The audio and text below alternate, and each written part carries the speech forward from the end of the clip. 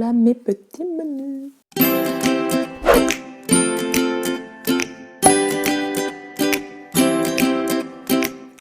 Salutations tout le monde et bienvenue dans cette toute nouvelle vidéo. Si vous êtes là depuis le début, vous devez savoir que les toutes premières vidéos de ma chaîne parlaient d'un challenge livresque et que c'était d'ailleurs une des raisons de la création de Lire des livres. Du coup, forcément, vous avez compris que je suis adepte des challenges de livres et que je vais donc participer au très grand, au fabuleux, à l'incroyable, au magnifique Pumpkin Autumn Challenge. Super accent en anglais, on adore. Je sais pas pourquoi je suis partie en Irlande. Mais alors, le pack, c'est quoi? Comme pour le Cold Winter Challenge, le Pumpkin Autumn Challenge regroupe plusieurs menus avec des catégories dans lesquelles on va ranger des livres qu'on a envie de lire pour cet automne. Bon, évidemment, vous n'êtes pas sans savoir que je suis donc en Irlande pour un an et que du coup, je n'ai pas pu prendre ma pile à lire qui se trouve encore en France et que je n'ai pu emporter que ma liseuse. Pas de panique, elle déborde de livres aussi. Mais je vais quand même devoir adapter le challenge un petit peu avec les moyens du bord. C'est pas grave, on est là pour ça. Du coup, dans cette vidéo, je vais tout simplement vous présenter les livres que j'ai décidé de lire pour cet automne dans les différents menus. Et je dois dire que j'ai été super contente de créer les menus.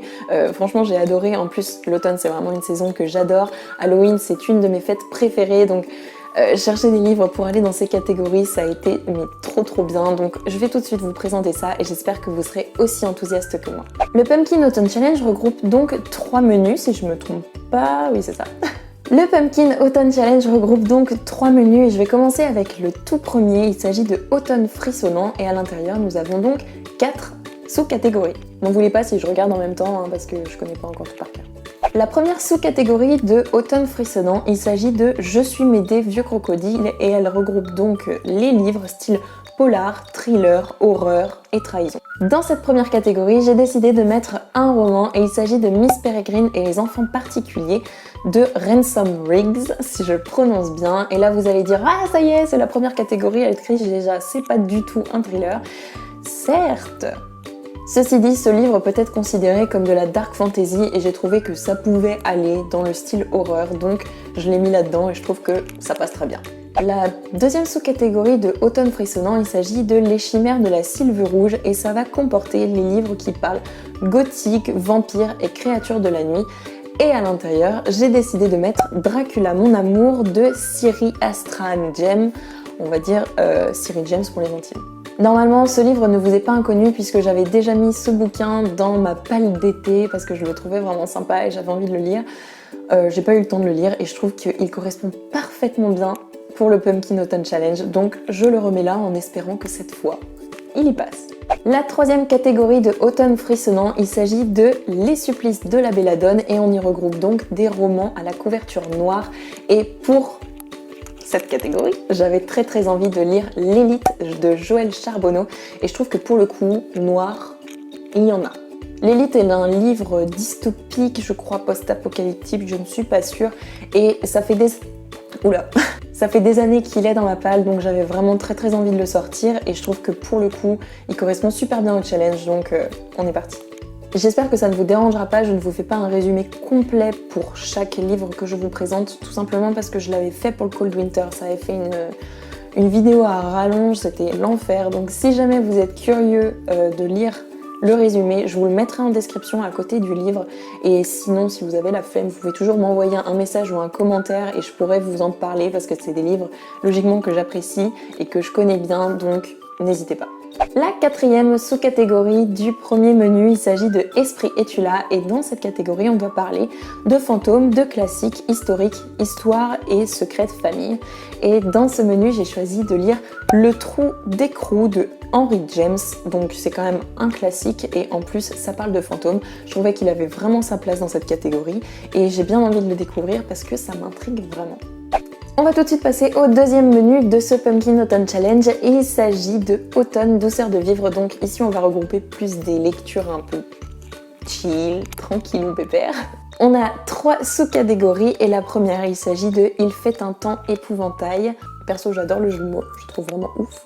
Dans cette première sous-catégorie on va donc parler de livres qui traitent de l'automne et de Halloween et pour cette catégorie, j'avais très envie de lire L'arbre d'Halloween de Ray Bradbury. Ne m'en voulez pas. En l'occurrence, ce livre, je ne l'ai pas dans ma palle puisque je ne le connais pas et je l'ai cherché uniquement pour ce challenge. Et en fait, ça va traiter d'une histoire de jeunes enfants qui vont faire la chasse aux bonbons pendant le jour d'Halloween forcément. Et ils vont... J'ai pas tout compris, mais en gros, partir dans un espace-temps et découvrir les secrets de Halloween du début de sa création, de ses origines. Et je trouve ça hyper intriguant parce que, en fait, je connais pas du tout les origines de cette fête et j'ai très très envie de le lire. Donc je vais essayer de me le procurer en e-book et je vous dirai donc ce que j'en ai pensé. La deuxième sous-catégorie, il s'agit de siroter un chocolat chaud à la cannelle sous les saules. Et dans cette catégorie, on va parler de enfance, feel good et cocooning. Donc on adore cette catégorie. J'ai donc choisi de lire La vie est trop courte pour être triste de Frédéric Espel que j'ai trouvé sur la Fnac pendant le confinement je crois. Il y avait des livres e-pub gratuits et j'avais fait une petite sélection et celui-ci me paraissait vraiment super sympa. Donc on va y traiter d'une histoire un petit peu d'introspection d'une jeune femme qui a tout perdu, sa vie c'est un peu pourri et au final elle va venir habiter avec une vieille dame âgée qui va lui faire retrouver le sourire. Et je trouve que c'est vraiment sympa comme style d'histoire, donc on est parti pour ça, pour la deuxième catégorie. Dans la troisième catégorie et dernière de Automne douceur de vivre, on retrouve Fafnir ton assiette, sinon pas de piécettes. Et ici, on va retrouver des histoires du style créatures fantastiques, féeries, mythes et petits peuples. Et là, j'avais vraiment envie de remettre Fédéline de Nadia Coste parce que je vous en ai déjà parlé pour ma palle de printemps, je n'ai pas eu le temps de le lire et c'est une saga que j'avais commencé il y a de nombreuses années, que j'ai jamais terminée et que j'avais adoré. Donc on va y traiter d'un petit peuple de Fédéline, des sortes de petites fées qui vivent au bord d'une mare et je trouve qu'ils rentrent tellement bien dans cette catégorie. C'est génial, du coup je le remets et vraiment j'espère de tout cœur pouvoir le lire parce que c'était quelque chose que j'avais vraiment adoré, donc allez on est parti. On va enfin passer au dernier menu de ce Pumpkin Autumn Challenge et il s'agit de Automne et Enchantresse dans lequel on a 3 sous-catégories. La première catégorie, il s'agit de Les rêves d'Aurore où on va traiter de militantisme et de la... je sais plus comment on dit... Et de la communauté LGBTQI+, j'ai oublié une lettre. Et de la communauté LGBTQI+. Et donc pour ce livre, j'ai choisi de lire Aristote et Dante, Les secrets de l'univers de Alir Sáenz, si je prononce bien. Et comme pour l'arbre d'Halloween, je ne l'ai pas en ma possession, mais je l'ai vu passer 1000 fois sur Insta. Et franchement, il me donne vraiment terriblement envie. Et puis j'ai vraiment envie de m'instruire sur cette communauté parce que finalement c'est une communauté que je lis pas trop. Donc j'ai envie de découvrir, voilà. Donc on va partir là-dessus, je vais essayer de me le procurer, de me l'acheter peut-être en e-book si j'y arrive, et puis de vous en parler un petit peu, de vous dire ce que j'en ai pensé.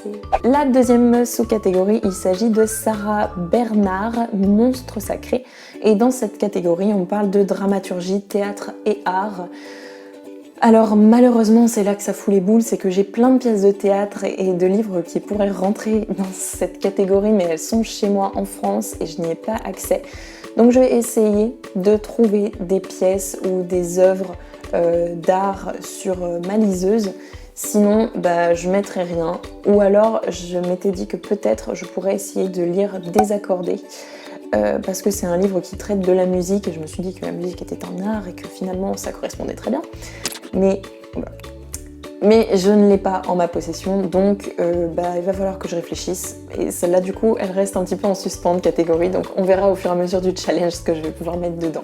En fait il y avait 4 catégories dans ce menu, je sais pas compter. La troisième catégorie du coup, il s'agit de Les écailles de Mélusine dans lequel on va traiter de féminisme, transformation et métamorphose. Et donc là-dessus j'avais vraiment envie de lire un livre sur le féminisme, j'ai du mal à parler aujourd'hui. Donc j'ai choisi de lire Ceci est mon corps que j'avais lu, je crois, sur la page de Le souffle des mots de Audrey. Je crois que c'était de ça qu'elle avait parlé, je suis pas sûre du tout, j'ai peur de vous dire des bêtises. Mais il s'agit d'un livre écrit et coécrit par 6 autrices qui vont parler de leur corps, d'une partie de leur corps en particulier. Et je trouve ça vraiment super important de traiter de ce genre de sujet, notamment pour les adolescentes, et puis même pour plus, parce qu'on a toujours un problème sociétal à régler avec notre corps. Donc c'est ultra important et je trouve que c'est une lecture qui a tout à fait sa place dans ce challenge. Donc je vais le découvrir. Enfin, la dernière sous-catégorie de ce troisième menu, il s'agit de Nausicaa, la vallée du vent, et dedans on va écrire... pas du tout. Il s'agit de Nausicaa, la vallée du vent, et dedans on va pouvoir traiter du livre qui parle de nature, d'écologie, post-apocalyptique, etc. Et donc là-dessus, j'avais très envie de mettre un livre que je suis en fait en train de lire, donc je trouve que c'est parfait. Il s'agit de Un blog trop mortel de Madeleine Roux, et dedans on va traiter d'une post-apocalypse de zombies. Donc des zombies qui envahissent le monde et d'une jeune fille qui parle sur son blog de cette invasion, et je trouve que le sujet est vraiment traité avec beaucoup de légèreté, il est très sympa, donc il a tout à fait sa place dans ce challenge et dans cette catégorie, donc c'est parti. Voilà donc pour cette petite sélection du Pumpkin Autumn Challenge, j'espère que elle vous plaira tout simplement. J'ai décidé de mettre qu'un seul livre par sous-catégorie et de ne pas trop m'étaler parce que je sais que sinon je ne le respecterai pas, déjà que... Voilà, je respecte jamais rien en général, d'autant plus que comme je suis en Irlande, je vais avoir pas mal de choses à faire, donc le temps va me manquer pour bouquiner, donc je préfère être assez restreinte. Ceci dit, j'ai adoré créer cette liste, ça m'a fait ultra plaisir et j'ai hâte de découvrir tous les livres que j'ai mis dedans. En tout cas, j'espère que cette liste vous plaira autant qu'à moi, et n'hésitez pas à m'écrire si vous aussi vous participez au challenge, votre propre pile à lire dans les commentaires, parce que je serais ravie de vous lire. En tout cas, j'espère que cette vidéo vous aura plu. Comme d'habitude, je vous souhaite d'excellentes lectures, automnales cette fois, et je vous dis à bientôt dans la prochaine vidéo. Bye!